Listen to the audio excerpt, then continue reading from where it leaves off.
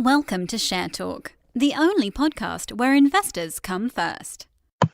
Hi, this is Zak Mir, and I'm speaking with Clifford Gross, who's Executive Chairman at Tekcapital. How are you today, Clifford?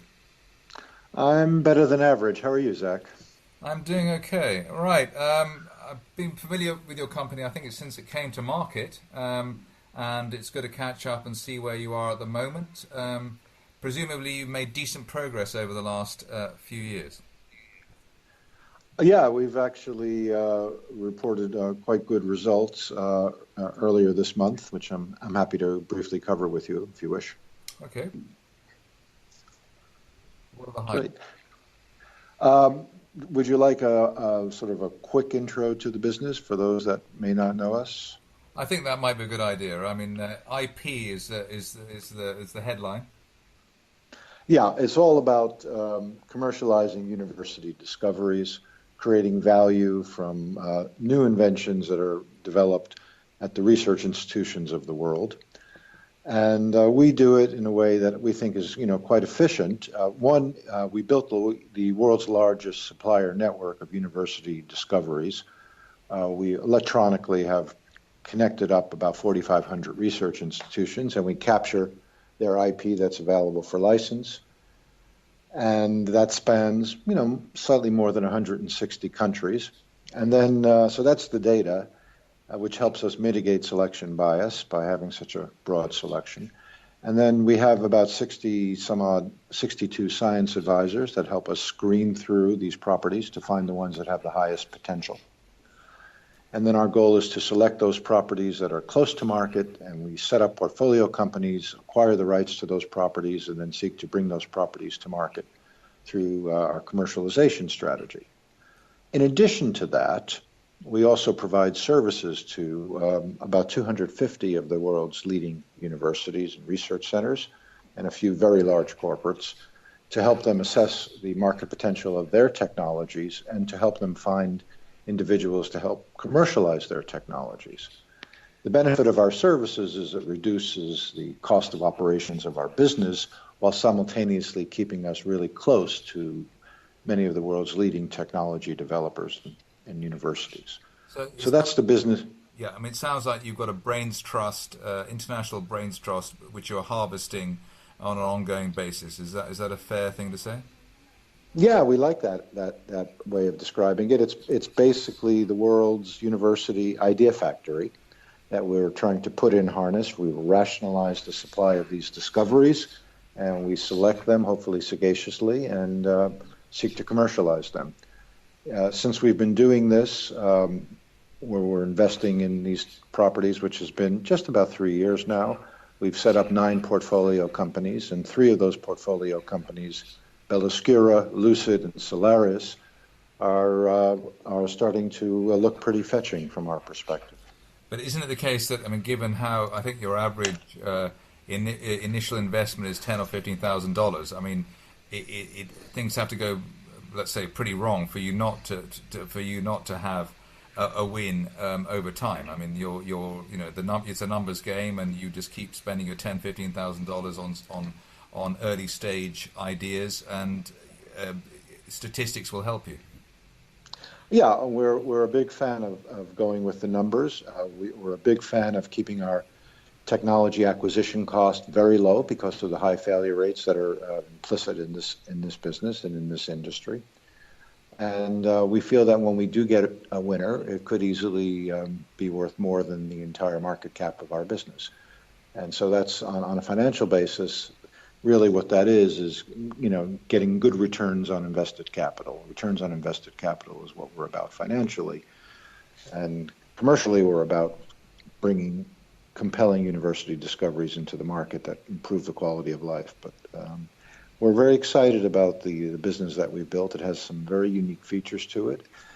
And most prominently, it leverages what we feel are brilliant innovations in intellectual capital in a wide variety of areas. Right. I mean, one of the things which stand out as far as your company is concerned is that you say you do things on the cheap, but compared to your sector peers, let's say, I mean, you are the level of activity financially is at a much lower level. You've raised much less money, Is that necessarily a good thing? Well, we view it as an efficient thing. We've raised £6.5 million since inception, which is very small in the sector that we're operating in, but we're still punching, in our opinion, way above our weight. And we've created a net asset value that's in excess of all the capital we've raised since inception. And we're just entering our fourth year of operation. So, we think we're doing a couple of things correctly. One, we're keeping our expenses low.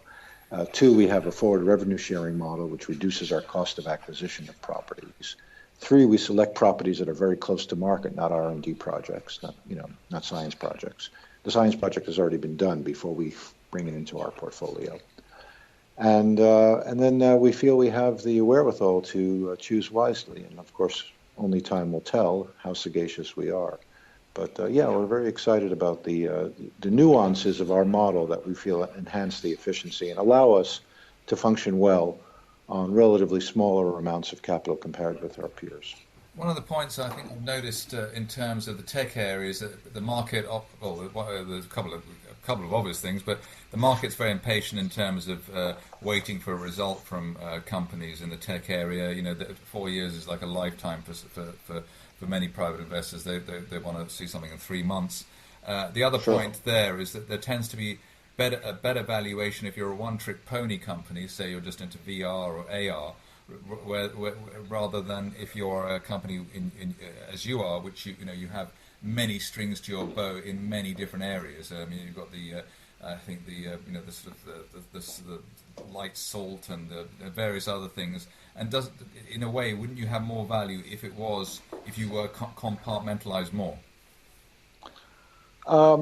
It's possible, of course, but we feel that our upside potential is really enormous because of the leverage that we're able to bring to the table with our technology sourcing capabilities, our ability to acquire things inexpensively, and if we do get a win from any one of the properties, they're worth, in our opinion, at least the value of our entire enterprise, if not a multiple.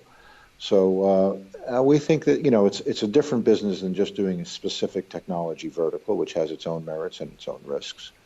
But our business, we think, is sort of risk mitigated because it's distributed across technologies and across opportunities, and has a low cost basis and a very high multiple. And we are starting to see a high return on invested capital, and our CAGR is probably the best in the entire sector, even though we're the youngest and smallest company, which is in our opinion impressive.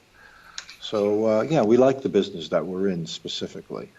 Right, and I mean, you have many areas. I know that, for instance, there's a social media interest in Belloscura and Lucid. What would you say is for the rest of the year that your particular favorite, let's say? Well, we have sort of a tripartite favorite at this point. Of the 9 companies that we've set up, Belloscura, Lucid, and Solaris, we feel are starting to show significant value. Belloscura is it's a pretty remarkable company for the fact that it's 24 months old. It has about 25 intellectual properties that it's acquired the exclusive rights to. It has 5 products, 3 that have been fully developed and are being sold, and 2 that are in late stage development.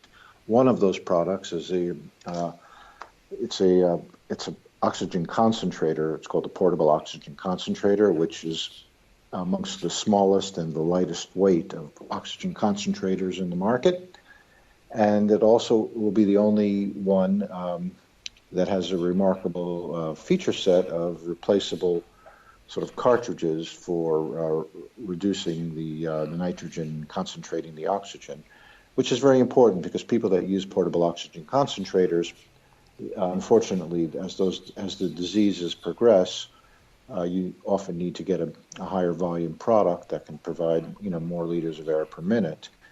Whereas with the device that they've developed, you can just replace the cartridge with one that has a higher capacity, which could save you 2,000 pounds if you're a user of a portable oxygen concentrator, whether you're paying for it yourself or your insurance provider is. So we think that they have a really exciting product in a billion-dollar market that's growing at 10 to 20% a year. And we own about 35% of that company. And it's made although there have been, certain fits and starts, like with any early stage company, overall, in our opinion, they've made remarkable progress since a clean sheet inception about 24 months ago.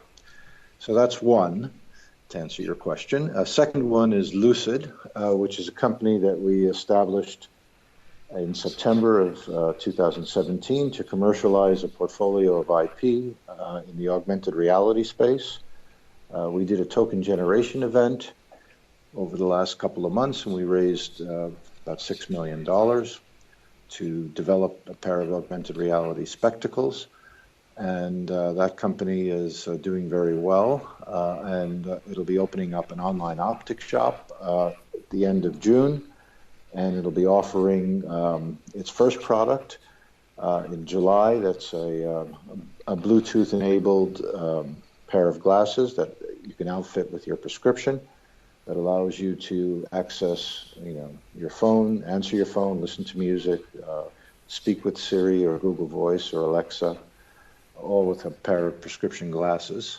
And then a second generation augmented reality spectacle will be available in March of 2019. So Lucid is really, in our opinion, is out of the starting blocks and is starting to create some real value and real interest on a global basis. In fact, we just announced this week that we hired Gina Avila to be the global marketing manager for the online business for Lucid. And she was previously at a chain of optical stores called Four Eyes, which operates 116 optics shops in the United States. And so she was responsible for their online optics business, and so she'll be running our online optics business at Lucid. So we're very excited about Lucid.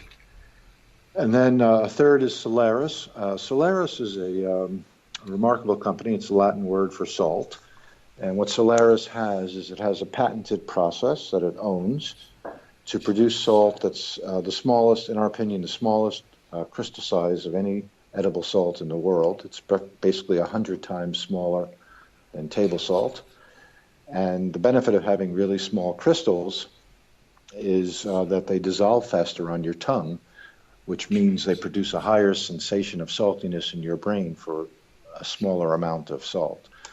And so basically, if you put these very small salt crystals on, say, crisps, they taste very salty, but they have roughly half the sodium of traditional crisps. And so that very simple statement is really, quite a remarkable achievement, because it means potentially that the amount of sodium consumption can be significantly reduced in millions of people around the world. Last year, the U.S. Food and Drug Administration came out with a guideline recommending that the sodium consumption, maximum sodium consumption for Americans should go, which was currently at 3,400 milligrams a day, should be reduced to 2,300, which is basically a teaspoon of salt. So this 1/3 reduction from a teaspoon and a quarter to roughly a teaspoon of salt, according to the U.S. FDA, would reduce the number of deaths from cardiovascular disease in the United States from between 25 and 50,000 per year, just reducing that amount of salt or sodium consumption. And so Solaris, with its small crystals, is very helpful in contributing to achieving that reduction, in our opinion.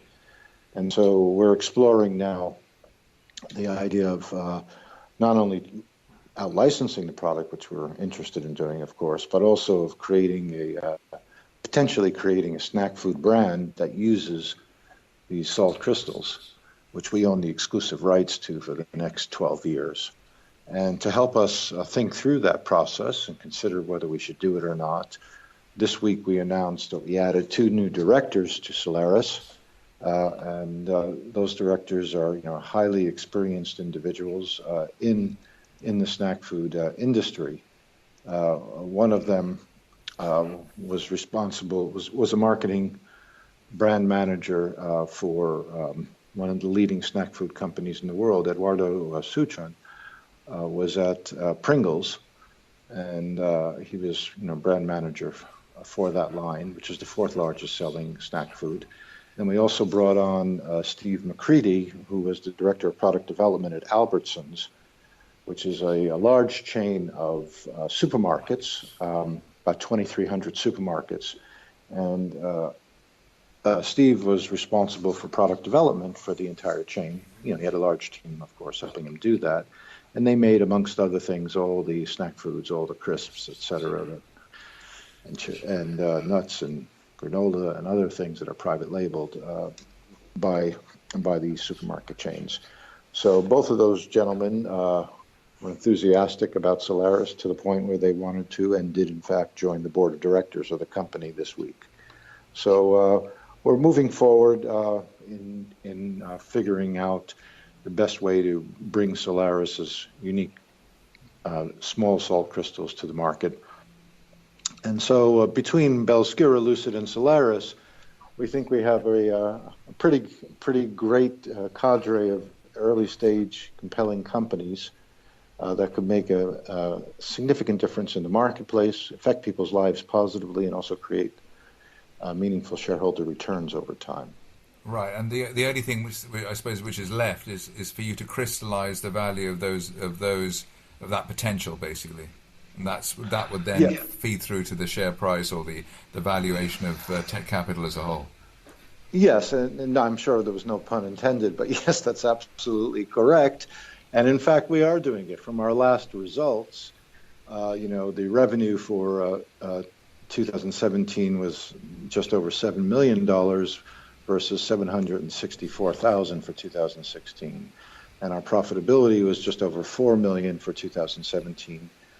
And our net assets grew from $3 million to $10.6 million from 2016 to 2017. So we are creating value, but yes, we feel that we're just beginning to, and that with a bit of good fortune and continued hard efforts, we can see this really blossoming in the future. Clifford Gross, Executive Chairman at Tekcapital, thank you very much indeed. It's my pleasure. Thank you, Zach. I appreciate your interest. Thank you for listening. Remember to visit our website for more news and other podcasts at www.share-talk.com.